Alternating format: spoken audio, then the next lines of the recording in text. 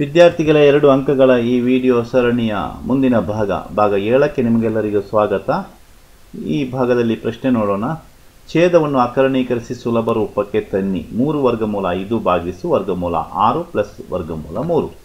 ಈ ಛೇದವನ್ನು ಅಕರ್ಣೀಕರಿಸಿ ಸುಲಭ ರೂಪಕ್ಕೆ ತನ್ನಿ. ಈ ಪ್ರಶ್ನೆ ಎಲ್ಲ ಪ್ರಶ್ನೆ ಪತ್ರಿಕೆ SSLC ಪರೀಕ್ಷೆ ಪ್ರಶ್ನೆ ಪತ್ರಿಕೆಯಲ್ಲಿ ಸಾಮಾನ್ಯವಾಗಿ ಕೇಳ್ತಕ್ಕಂಥ ಒಂದು ಪ್ರಶ್ನೆ. ಹಾಗೂ ಈ ಪ್ರಶ್ನೆಗೆ 2 ಅಂಕಗಳಿವೆ. ಈ 2 ಅಂಕಗಳನ್ನು ಪೂರ್ಣವಾಗಿ ಪಡೆಯಲಿಕ್ಕೆ ನೀವು ಪ್ರಯತ್ನಿಸಬಹುದು.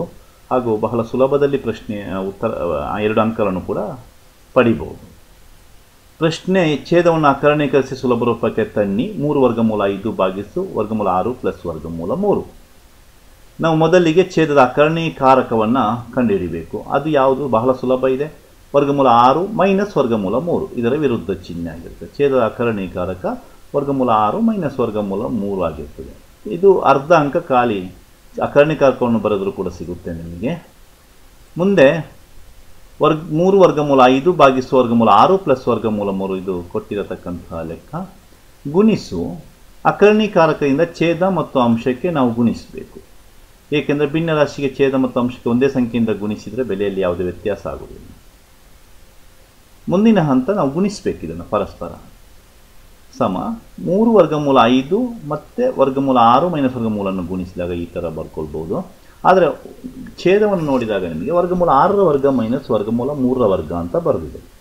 ಏಕೆಂದರೆ ಇಲ್ಲಿ a ಪ್ಲಸ್ ಬಿ ರೂಪ a ಮೈನಸ್ ಬಿ ರೂಪದಲ್ಲಿದೆ. a plus B into a minus B ಅಂದರೆ ನಮಗೆ ನಿತ್ಯ ಸಮೀಕರಣ ಗೊತ್ತಿದೆ, a ವರ್ಗ ಮೈನಸ್ b ವರ್ಗ. ಆದ್ದರಿಂದ ಇದನ್ನು ನಾವು ವರ್ಗಮೂಲ 6ರ ವರ್ಗ ಮೈನಸ್ ವರ್ಗಮೂಲ 3ರ ವರ್ಗ ಅಂತ ಬರೆದಿದ್ದೇವೆ. ಈ ಸೂತ್ರವನ್ನು ಉಪಯೋಗಿಸಿಕೊಂಡು ಮುಂದೆ ಗುಣಿಸಿದಾಗ 3 ವರ್ಗಮೂಲ 5 ಗುಣಿಸು ವರ್ಗಮೂಲ 6 ಮೈನಸ್ ವರ್ಗಮೂಲ 3. ವರ್ಗಮೂಲ 6ರ ವರ್ಗ 6 ಆಗಿರುತ್ತೆ. ಯಾವುದೇ ವರ್ಗ ಸಂಖ್ಯೆಯ ವರ್ಗಮೂಲ ಅದೇ ಸಂಖ್ಯೆ ಆಗಿರುತ್ತದೆ ಎಂಬುದನ್ನು ಇಲ್ಲಿ ತಿಳ್ಕೋಬೇಕು. ವರ್ಗ ಮಾಡಿದಾಗ ವರ್ಗಮೂಲ ಚಿಹ್ನೆ ಹೋಗ್ತದೆ. ಅದೇ ಥರ ವರ್ಗಮೂಲ 3ರ ವರ್ಗದಲ್ಲಿ ವರ್ಗಮೂಲ ಚಿಹ್ನೆ ಹೋದರೆ ವರ್ಗಮೂಲ 3ರ ವರ್ಗ ಮೈನಸ್ 3 ಆಗ್ತದೆ. ಮುಂದಿನ ಹಂತ 3 ವರ್ಗಮೂಲ 5 ಗುಣಿಸು ವರ್ಗಮೂಲ 6 ಮೈನಸ್ ವರ್ಗಮೂಲ 3.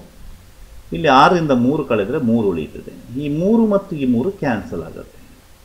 ಅದಕ್ಕಾಗಿ ನಾವು ಈಗಾಗಲೇ ಒಳಗಡೆ ಇದನ್ನು ಗುಣಿಸಿಕೊಂಡಿಲ್ಲ. ಸಮ 5 ವರ್ಗಮೂಲ 5 ಮಾತ್ರ ವರ್ಗ ಉಳಿಯುತ್ತದೆ. ಗುಣಿಸು ವರ್ಗಮೂಲ 6 ಮೈನಸ್ ವರ್ಗಮೂಲ 3 ಆಗ್ತದೆ. ಇದನ್ನು ಗುಣಿಸಬಹುದು ಪರಸ್ಪರ ಒಂದೇ ಕ್ರಮದ ಕಾರಣಿಗಳಾಗಿರೋದ್ರಿಂದ. ವರ್ಗಮೂಲ 5 30 ಮೈನಸ್ ವರ್ಗಮೂಲ 5 ಮೂಲ 15. ಈಗ ಅಭ್ಯಾಸಕ್ಕಾಗಿ ಇನ್ನೊಂದು ಲೆಕ್ಕವನ್ನು ಕೂಡ ನಾವು ಮಾಡ್ಬೋದು. ಛೇದವನ್ನು ಅಕರ್ಣೀಕರಿಸಿ ಸುಲಭ ರೂಪಕ್ಕೆ ತನ್ನಿ. 4 ವರ್ಗಮೂಲ 3 ಪ್ಲಸ್ ವರ್ಗಮೂಲ 2 ಭಾಗಿಸು ವರ್ಗಮೂಲ 3 ಪ್ಲಸ್ ವರ್ಗಮೂಲ 2. ಅದೇ ರೀತಿ ಇದನ್ನು ಬಿಡಿಸಬಹುದು. ಪ್ರಶ್ನೆಯನ್ನು ಬರೆದಿದೆ. ಛೇದದ ಅಕರ್ಣೀಕಾರಕ ಹಿಂದೆ ತಿಳಿಸಿದಾಗಿ ಇಲ್ಲಿ ವರ್ಗಮೂಲ 3 ಮೈನಸ್ ವರ್ಗಮೂಲ 2 ಆಗುತ್ತೆ. ವಿರುದ್ಧ ಚಿಹ್ನೆ ಛೇದದ. 4 ವರ್ಗಮೂಲ 3 ಪ್ಲಸ್ ವರ್ಗಮೂಲ 2 ಭಾಗಿಸು ವರ್ಗಮೂಲ 3 ಪ್ಲಸ್ ವರ್ಗಮೂಲ 2 ಕೊಟ್ಟಿರ್ತಕ್ಕಂತಹ ಲೆಕ್ಕ. ಗುಣಿಸು ಅಕರ್ಣೀಕಾರಕದಿಂದ ಛೇದ ಮತ್ತು ಅಂಶಕ್ಕೆ ಹಿಂದಿನಂತೆ ಗುಣಿಸೋದು. ಪರಸ್ಪರ ಗುಣಿಸಿದಾಗ 4 ವರ್ಗಮೂಲ 3 ಪ್ಲಸ್ ವರ್ಗಮೂಲ 2 ಗುಣಿಸು ವರ್ಗಮೂಲ 3 ಮೈನಸ್ ವರ್ಗಮೂಲ 2. ಹಾಗೂ ಛೇದಲ್ಲಿ ವರ್ಗಮೂಲ 3ರ ವರ್ಗ ಮೈನಸ್ ವರ್ಗಮೂಲ 2ರ ವರ್ಗ. ಈ ಹಿಂದೆ ನಾವು ತಿಳಿಸಿದಂತೆ ಇನ್ನೇ ಲೆಕ್ಕದಲ್ಲಿ ನಿತ್ಯ ಸಮೀಕರಣ a plus B into a minus B ಸಮ a square minus B square ಸೂತ್ರವನ್ನು ಬಳಸಿದ್ದೀವಿ. ಮುಂದಿನ ಹಂತ 4 ವರ್ಗಮೂಲ 3ರಿಂದ ವರ್ಗಮೂಲ 3 ಮೈನಸ್ ವರ್ಗಮೂಲ 2ಕ್ಕೆ ಗುಣಿಸಿದ್ದೇವೆ. 4ರಿಂದ ಮೊದಲನೇ ಪದದಿಂದ ಈ ದ್ವಿಪದಕ್ಕೆ ಗುಣಿಸಿದ್ದೇವೆ. ಪ್ಲಸ್ ಈ ಚಿಹ್ನೆ ಪ್ಲಸ್ ಹಾಕಿದ್ದೇವೆ. ಇಲ್ಲಿರ್ತಕ್ಕಂಥ ವರ್ಗಮೂಲ 2ರಿಂದ ಪುನಃ ಅದೇ ದ್ವಿಪದೋಕ್ತಿಗೆ ಗುಣಿಸಿದ್ದೇವೆ.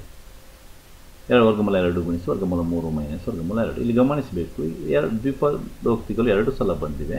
ಇಲ್ಲಿರೋ 4 ವರ್ಗಮೂಲ 3 ಮೊದಲಿಗೆ ವರ್ಗಮೂಲ 2 ನಂತರ ಗುಣಿಸಿಕೊಂಡಿವೆ. ಛೇದದ ವರ್ಗಮೂಲ 3ರ ವರ್ಗ 3 ಮೈನಸ್ ವರ್ಗಮೂಲ 2ರ ವರ್ಗ 2.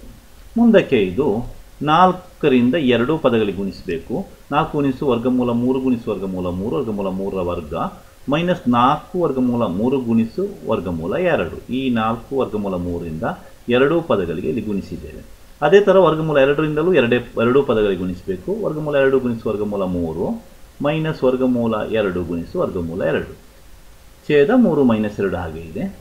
ಮುಂದಿನ ಹಂತ 4 ಗುಣಿಸು 3 ವರ್ಗಮೂಲ 3ರ ವರ್ಗ 3. ಈಗಾಗಲೇ ನಾವು ಇಲ್ಲಿ ಛೇದಲ್ಲೂ ಕೂಡ ತಿಳ್ಕೊಂಡಿದ್ದೇವೆ. ಮೈನಸ್ 4 ವರ್ಗಮೂಲ 3ರಲ್ಲಿ 6 ಪ್ಲಸ್ ವರ್ಗಮೂಲ 2 ಮೂಲೆ 6 ಮೈನಸ್ ವರ್ಗಮೂಲ 2 ಗುಣಿಸು ವರ್ಗಮೂಲ 2 ಅಂದರೆ ವರ್ಗಮೂಲ 2ರ ವರ್ಗ. ವರ್ಗಮೂಲ 2ರ ವರ್ಗ ಅಂದರೆ 2 ಆಗುತ್ತೆ. ವರ್ಗಮೂಲ 4 ಆಗ್ತದೆ. ವರ್ಗಮೂಲ 2 ಗುಣಿಸು ವರ್ಗಮೂಲ 2 ವರ್ಗಮೂಲ 4 ಬರ್ತದೆ. ಮುಂದಿನ ಹಂತದಲ್ಲಿ ಸಂಕ್ಷಿಪ್ತಗೊಳಿಸಿದ್ದೇನೆ. ಸಮ 12 4 ಮೂಲೆ 12 ಮೈನಸ್ 4 ಮತ್ತು ಪ್ಲಸ್ 1 ಇದೆ. ಯಾಕೆಂದರೆ ಒಳಗಡೆ ಕರಣೀಯ ಒಂದೇ ರೀತಿ ಇರೋದರಿಂದ ಇದನ್ನು 4 ರಿಂದ ಪ್ಲಸ್ 1 ಕಳೆದಾಗ -3 ವರ್ಗಮೂಲ 6 ಆಗ್ತದೆ. ವರ್ಗಮೂಲ 4ರ ವರ್ಗಮೂಲ 2 ಆಗಿದೆ. ವರ್ಗಮೂಲ 4 ಅಂದರೆ 2 ಸಮ 10 12ರಿಂದ 2 ಹೋದರೆ 10 -3 ವರ್ಗಮೂಲ 6. ಸೊ 2 ಲೆಕ್ಕ ಉದಾಹರಣೆ ಮೂಲಕ ನಿಮಗೆ ಛೇದದ ಅಕರಣವನ್ನು ವಿವರಿಸಲಿಕ್ಕೆ ಪ್ರಯತ್ನ ಪಟ್ಟಿದ್ದೇನೆ.